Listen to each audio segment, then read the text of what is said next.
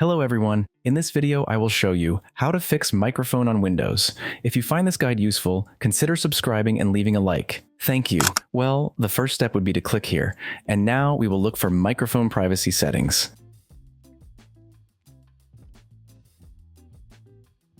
Then, here in microphone access, we will have to have it activated. The same with this one here. Now here, for example, if we want to activate the microphone for a specific app, we must activate the checkbox of the app.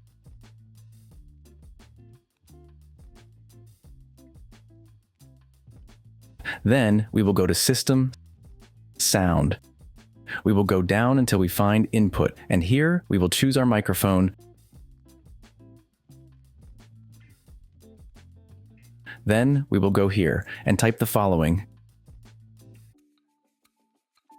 Click here. We will go to Recording,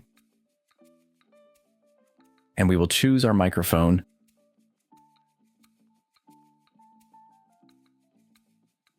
Set default and apply changes.